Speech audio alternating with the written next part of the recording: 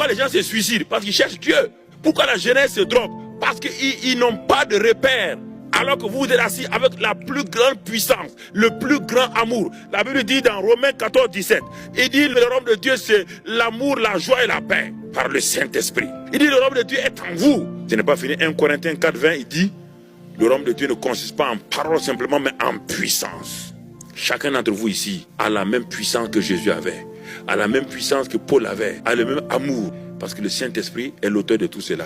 Vaut mieux vous réveiller. Vous ne pourrez jamais vous justifier devant Dieu. Dieu ne vous a pas dit d'aller par votre propre force. Il a dit, je vous donne mon Saint-Esprit. Vous ne pouvez pas aller partout. Vous pouvez prier pour les gens. Vous pouvez gagner des gens dans votre maison. Prenez la liste de vos parents, la liste de vos amis. Commentez, priez chaque jour. Criez à Dieu. Pleurez jusqu'à ce que Dieu les saisisse. Vous avez le temps de regarder la télévision 3 heures. Vous avez le temps de regarder beaucoup de concerts. Vous n'avez pas le temps de prier pour vos parents, vos amis. Quelle est cette amitié-là? Vous voyez votre ami en train d'aller dans le feu, vous le laissez partir, vous dites, vous l'aimez en quoi? La jeunesse est en train de vous parler et vous les regardez, vous dites, mais ils sont rebelles. Ils ne sont pas rebelles. Ils sont en train d'exposer quelque chose qui ne va pas dans votre génération. Ils ont besoin des chrétiens authentiques, réels, qui ont la vie et qui passent la vie dans la génération. Et Jésus, dans Matthieu 10, verset 7, il dit, allez et prêchez.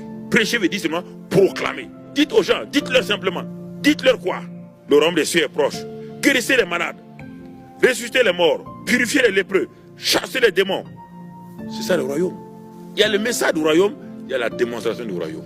J'étais dans une ville française, dans le pas de Calais. Et quand je suis arrivé là-bas il y a plusieurs années, les gens m'ont dit, ah, dans cette ville-là, il y a un jeune qui est révolté, qui casse tout quand on parle d'évangélisation. Il se peut qu'il vienne. Il dit, bon, ok, prions et rendons grâce à Dieu.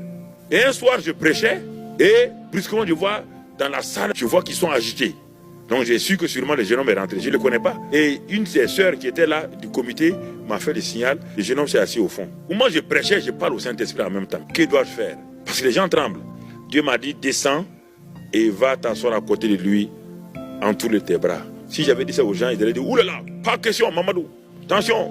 Je n'ai pas écouté ni regardé le visage de quelqu'un. Je suis descendu de la chair. Je suis allé simplement avec l'amour qui est en moi. L'amour est en moi. Je suis lumière, je suis sel. Je suis amour. Il était renfroyé et tout. J'ai posé ma main et dit, Dieu vous aime. Cette phrase a brisé ce jeune homme-là. Il a commencé à pleurer. Ce soir-là, il s'est donné à Christ. Et le lendemain, il suivait les jeunes gens qui distribuaient des traités dans la ville-là.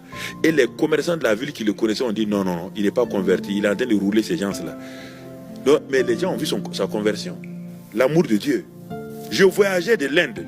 Dans l'avion, j'étais très fatigué. On venait sur Paris, ça fait des heures et des heures. Et dès que je me suis assis, j'ai pris, j'avais un document qu'on appelle la voix des hommes d'affaires de plein évangile. Je voulais lire ça, Dieu me dit, il y a un couple qui est rentré.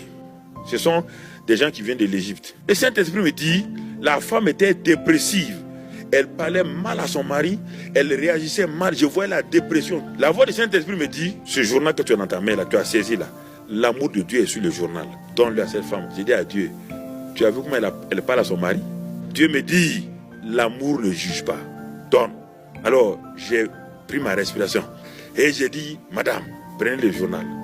Elle a pris le journal. Marie m'a regardé comme si j'étais un homo sapiens. Mais il ne connaît pas ma femme. Hein. Et quand j'ai vu la femme, elle a pris le journal. Elle a regardé, elle a feuilleté. Il dit, Saint-Esprit, c'est le moment d'agir. Hein. Au moment où je finissais le repas, elle était en train de lire, parce qu'il n'y a que des témoignages. Toute la nuit, on a voyagé. On arrive à Paris vers 6 h du matin. Je pars pour prendre mes bagages à Roissy. Sur le même tapis, là, la femme est venue, son mari, ses enfants. Ils ont couru pour venir m'embrasser. Il dit, mais qu'est-ce qui s'est passé? Dans l'avion, cette nuit-là, la femme s'est donnée à Christ avec la prière dans le journal. Le mari complètement changé. Ça, c'est l'amour. Même quand vos mains touchent quelque chose, vous le donnez à quelqu'un avec amour, ça va agir. C'est l'amour qui fait tout. Votre enfant est rebelle, posez vos mains sur ses coussins. Priez avec amour, maman. Prenez ces coussins-là, mettez sur votre cœur. Vous avez enfanté cet enfant dans la douleur. Dieu connaît vos souffrances. Priez, bénissez le coussin de l'enfant. Bénissez son lit avec amour. Laissez-le coucher là-dedans. L'amour ne faillit jamais. Parlez des paroles d'amour, dites pas des paroles dures. On n'a pas dit d'aller parler aux gens, Jésus-Christ est mort pour vous, vous allez aller en enfer. Ça, c'est pas l'amour. Jésus-Christ n'a jamais dit à quelqu'un qu'il va aller en enfer. Est-ce qu'il a déjà dit à quelqu'un? Parlez-leur l'amour.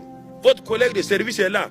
Il vient au service, vous voyez qu'il est abattu. Il dit, mais qu'est-ce qu'il ne va pas? Il dit, ça ne va pas chez moi, ma femme veut partir. Mais ça fait des jours, je dors pas. Ne le condamnez pas, ne commencez pas à lui faire la théorie, la doctrine. Non, il n'a pas besoin de ça. Il a besoin d'entendre une parole d'amour. Ne commencez pas à le prêcher, il n'a pas besoin de prédication. L'amour n'est pas une prédication. Dites-lui, je vais prier pour vous. Tout le monde est sensible à la prière. À la maison, ma femme et moi, on va prier pour vous. Mais mon frère, ou bien mon ami, prends courage, ça ira. Donnez-lui ça d'abord. Vous allez voir que quand vous lui dites une parole positive, il est déjà rassuré un peu.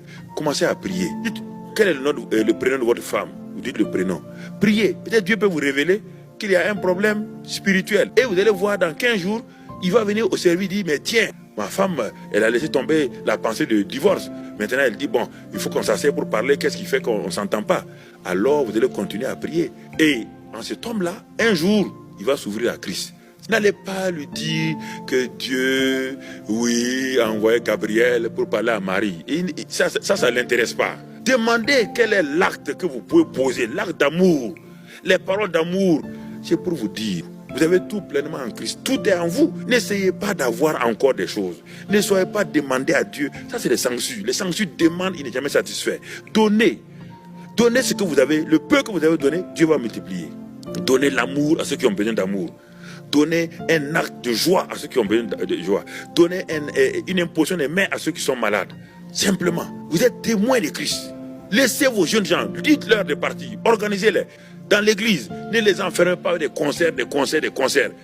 Après, ils seront déconcertés.